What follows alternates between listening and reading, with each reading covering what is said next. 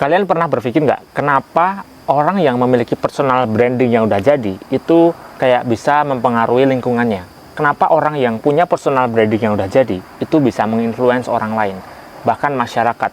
Kenapa orang yang punya personal branding, itu kayak punya hak istimewa gitu, bisa dipercaya banyak orang gitu? Kenapa bisa terjadi?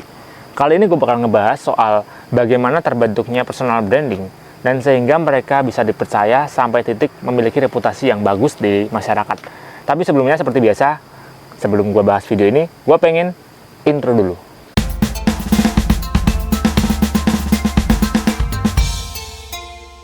Kali ini gue bakalan ngebahas bagaimana personal branding itu bisa terjadi, bagaimana personal branding itu bisa terbentuk dari ketika kita menjadi orang biasa sampai ketika kita memiliki reputasi yang baik hanya dengan melakukan personal branding. Semua itu ada prosesnya, guys. Jadi nggak bisa instan begitu aja. Seperti yang kita tahu bahwa segala hal yang bisa terwujud itu pasti ada usaha tertentu untuk mencapainya, untuk meraihnya gitu. Begitu juga dengan personal branding. Kita nggak bisa seolah-olah pengen punya personal branding dan hanya kita diam aja terus bisa terbentuk dalam sekejap gitu. Nggak bisa. Ada sebuah proses yang harus dilewati. Dan proses-proses ini menurut gue cukup panjang ya, dan gue rangkum dalam beberapa step, dan gue bakalan spill beberapa step yang gue maksud. Yang pertama, yaitu ketika kita menjadi orang biasa. Yang kedua, ketika kita mulai sadar akan personal branding. Terus yang ketiga, saat kita mulai belajar untuk personal branding. Yang keempat, saat kita melakukan personal branding. Kemudian kita mulai dikenal. Yang keenam, kemudian kita mulai dipercaya. Terus yang terakhir, yang ketujuh, yaitu ketika kita sudah bisa memiliki reputasi tertentu yang baik, dan disitulah personal branding itu jadi. Ketika kita menjadi orang biasa yang gue maksud adalah ketika kita itu nggak tahu sama sekali apa itu personal branding. Kalau ada orang yang tanya sama kita, what is the personal branding? Kita nggak tahu apa-apa.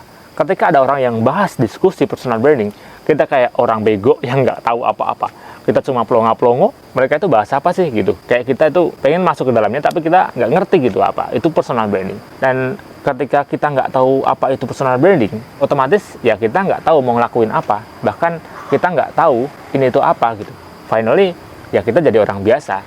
Sebenarnya dalam sehari-hari kita itu sudah menerapkan personal branding seperti video yang sebelumnya gue pernah bikin. Kita itu nggak bisa lepas dari personal branding untuk sehari-hari. Karena kita bagaimanapun terpaksa atau mungkin kita nggak sadar itu selalu melakukan personal branding. Contoh simpelnya saat kita berkenalan dengan orang lain, itu sebenarnya kita juga melakukan personal branding. Berkenalan, kemudian kita mendeskripsikan tentang diri kita, baik itu secara detail ataupun hanya sekedar kayak memperkenalkan diri, rumah lo di mana, itu terus lo hobinya apa, itu sebenarnya udah melakukan personal branding. Tapi banyak orang yang nggak sadar, alias yang gue sebut kita nggak tahu sama sekali. Kadang orang biasa itu bahkan menolak untuk tahu hal itu, kayak merasa bahwa personal branding itu adalah hal yang nggak penting sama sekali untuk dilakukan. Jadi kayak kalau ditanya, kenapa sih lo nggak ngebangun personal branding? Terus dia bilang, ngapain gue harus bangun personal branding? Emang gue artis? Emang gue influencer? Selebgram? TikToker gitu? Ada orang yang bilang seperti itu. Menolak itu untuk ada di dalam diri kita. Padahal kita sebenarnya sehari-hari melakukannya gitu. Terus kemudian step yang kedua, di mana kita mulai sadar akan personal branding.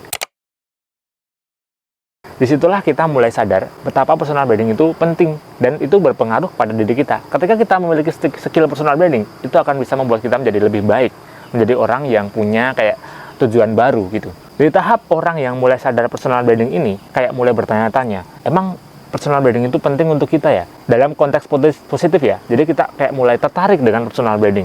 Kita kayak mulai bertanya kepada orang, kayak kita mulai searching apa itu personal branding, kayak kita mulai menyadari bahwa ternyata apa yang gue lakukan selama ini, kayak gue berkenalan, kayak gue mendeskripsikan diri kepada seseorang, kayak gue nulis sesuatu di bio Instagram gue posting tertentu yang gue bertujuan untuk memperkenalkan diri gue di bidang tertentu, itu sebenarnya ternyata kita melakukan personal branding toh gitu. Di saat kita sadar itu namanya kita mulai sadar akan personal branding. Kita mulai belajar, kita mulai menyadari kegiatan-kegiatan tertentu yang berkaitan dengan membangun personal branding. Kita mulai menyadari bahwa itu adalah personal branding. Itu di tahap kita sadar akan personal branding. Kemudian yang ketiga yaitu tahap belajar personal branding. tadi dari orang biasa yang nggak tahu apa-apa, dia bahkan nggak mau belajar, nggak mau tahu, nggak peduli, terus mulai sadar, mulai kayak tertarik, mulai kayak menyadari bahwa kegiatan ini adalah personal branding. Kemudian yang ketiga yaitu tadi gue bilang mulai belajar. Disinilah di tahap kita benar-benar kayak belajar lebih dalam tentang personal branding. Kita mulai belajar dari internet lebih dalam, kita mulai mengupas tentang personal branding lebih jauh lagi. Kayak kita mulai mencari turunan personal branding itu ada apa aja, kayak membangun karakter, terus membangun personality dan sebagainya. Disitulah kita mulai tertarik untuk belajar untuk bagaimana bisa lebih baik membangun personal branding, biar lebih terstruktur dalam membangun personal branding. Kita mulai cari teman-teman yang mungkin tahu tentang personal branding, pentingnya personal branding. Ini untuk konteks yang tujuan yang lebih jelas ya. Jadi kita membangun personal branding dengan tujuan gitu. Saat kita mau belajar, kayak kita udah punya tujuan bagaimana sih membangun personal branding ini dan untuk apa kita membangun personal branding. Itu tahap kita belajar. Terus kemudian kita mulai melakukannya setelah kita mempelajari dari sumber-sumber tertentu, misalkan internet atau buku atau relasi atau teman-teman, itu yang tadi kita tahu ilmunya, kita mulai praktikan. Kita tidak hanya mempraktikkan di sosial media, tapi di sehari-hari kita, di lingkungan kita, di keluarga kita mulai mempraktikkan itu. Karena kita tadi gua bilang kita punya tujuan tertentu, kenapa kita membangun personal branding ini. Dan kita mulai mempraktikkan secara rapi gitu, secara berurutan, secara terstruktur dan konsisten. Disitulah kita pada titik dimana kita mau melakukan personal branding. Konteksnya adalah melakukan secara luas ya ini, bukan hanya sekedar kayak tanggung-tanggung, tapi kita benar-benar udah tahu tujuannya karena kita udah belajar, benar-benar serius belajar dan kita mulai melakukan. Disitulah tahap kita mulai melakukan personal branding. Setelah kita mulai melakukan, otomatis orang-orang yang melihat kita secara langsung ataupun di sosial media ataupun yang tadi gue bilang, kalau kita menerapkan secara langsung artinya kita menerapkan di keluarga, di lingkungan, di tempat kerja kita. Kalau di sosial media ya di internet ya di Instagram kita, di TikTok, mungkin kita membangun personal branding di YouTube, channel-channel lain.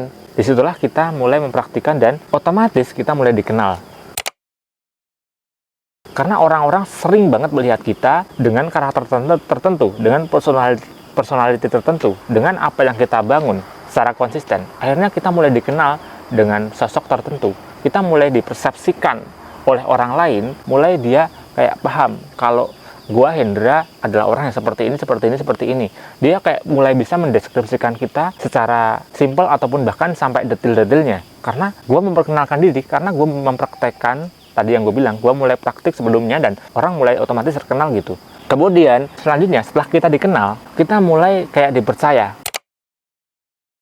Kita kayak bisa menginfluence orang lain karena kita mungkin memperkenalkan diri di bidang tertentu atau kita memperkenalkan diri sebagai orang yang punya persepsi tertentu. Misalkan kita memperkenalkan diri sebagai content creator, kita mulai dipercaya sama orang yang membutuhkan kita as a content creator.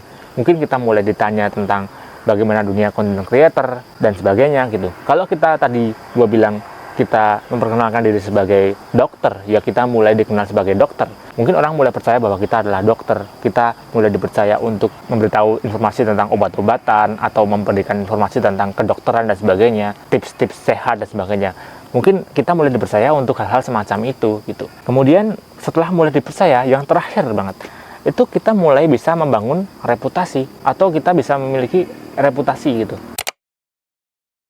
Tahap yang terakhir setelah kita mulai dipercaya, finally reputasi kita mulai terbentuk kan. Kita mulai punya reputasi terhadap apa yang kita bangun, tapi dalam konteks yang seharusnya positif ya. Dengan tujuan yang positif dari awal, dengan kita melakukan hal positif untuk personal branding, mulai dikenal untuk persepsi tertentu, kemudian kita mulai dipercaya dan kita memiliki reputasi tentang hal yang kita bangun tersebut. Tentunya yang baik ya. Terus disitulah kita mulai mendapatkan tujuan akhir atau goalnya. Kenapa personal branding bisa menjadikan orang percaya sama kita. Jadi dari awal tadi gue bilang, kenapa orang bisa punya reputasi tertentu? Kenapa orang bisa memiliki kekuatan tertentu? Kenapa orang itu ketika personal brandingnya udah jadi, dia memiliki kekuatan untuk bisa mempengaruhi orang lain, pengaruh tertentu kepada orang lain? Ya karena mereka semua itu pasti melalui step yang seperti ini. Nggak bisa langsung dari orang biasa tiba-tiba punya reputasi yang baik. Nggak bisa. Semuanya perlu proses. Dan proses yang tadi gue bilang, itu tuh harus dilakukan, harus diterapkan dengan benar-benar serius. Nggak bisa kayak cuman sehari 2 hari. Itu bisa dilakukan cukup lama.